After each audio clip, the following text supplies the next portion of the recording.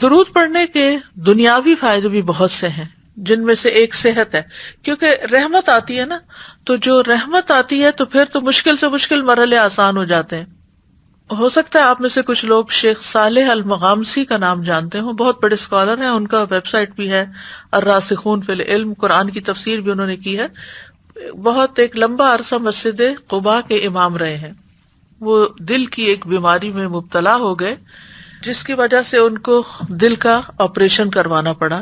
یہ 2012 کی بات ہے۔ دل کا آپریشن کروانے کے بعد ان کے لیے ایک عجیب و غریب واقعہ رونما ہوا۔ اس واقعے میں اللہ کی عظمت اور قدرت عیاں اور ظاہر تھی، وہ اللہ جس کے ہاتھ میں سب کچھ ہے۔ شیخ بیان کرتے ہیں کہ 24 گھنٹوں کے بعد جب وہ ہوش میں آئے، یعنی آپریشن کے بعد، تو جو نرس شیخ کی بیماری کے حالات کی نگرانی کر رہا تھا، اس نے کہا کہ خون میں کوئی چیز ہے۔ اس نے جو کچھ دیکھا اس نے اسپیشلسٹ ڈاکٹر کو بتایا۔ پھر اس ڈاکٹر نے اپنے گرد 14 ڈاکٹر اور جمع کر لیے، یہاں تک کہ شیخ اس ساری کارروائی سے خوف زدہ ہو گئے، کیونکہ ان کے ارد گرد کے ڈاکٹروں کے چہرے اور ان کے اظہار خیال میں بہت واضح تبدیلی تھی۔ یعنی مطلب یہ تھا کہ اب یہ بچنے والی کنڈیشن نہیں۔ اور انہوں نے وہ طبی سامان جو اس وقت شیخ کو لگایا ہوا تھا، اس کے بارے میں انہوں نے ایک دوسرے کو ایسے اشارے دیے جو اطمینان بخش نہیں تھے، یعنی یہ ہٹانے پڑیں گے تو اب ختم ہے۔ اور ڈاکٹروں کے جمع ہونے کے بعد ان کے پاس مشاورتی ڈاکٹر آدم لیرے آئے، جو کہ اس آپریشن کے ذمہ دار تھے۔ انہوں نے بتایا کہ کچھ خون ہے جو دل کے آپریشن کے بعد دل پہ جم گیا ہے۔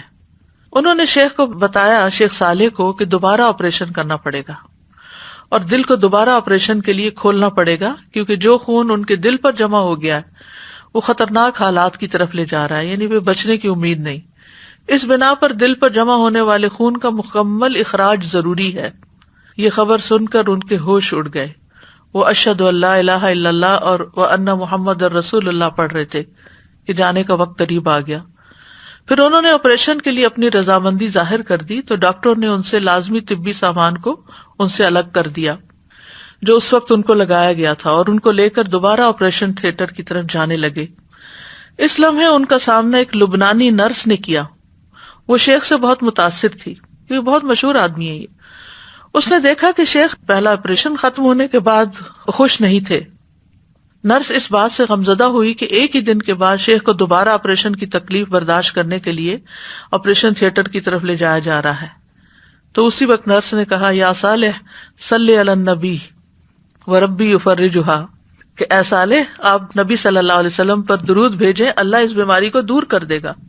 تو شیخ صالح نے اسے جواب دیتے ہوئے کہا، اللہم صلی علی محمد وعلی آل محمد۔ اور شیخ اپنی اس روایت کو واقعہ خود یہ بیان کرتے ہیں اور قسم کھا کے کہتے ہیں کہ درود میں پڑھ رہا تھا کہ اچانک کوئی چیز تبدیل ہو گئی اور آپریشن کی کاروائی کے لیے استعمال کیے جانے والے اوزار تبدیل ہونے لگے، اور ڈاکٹر آدم کو ایک مرتبہ پھر بلایا گیا۔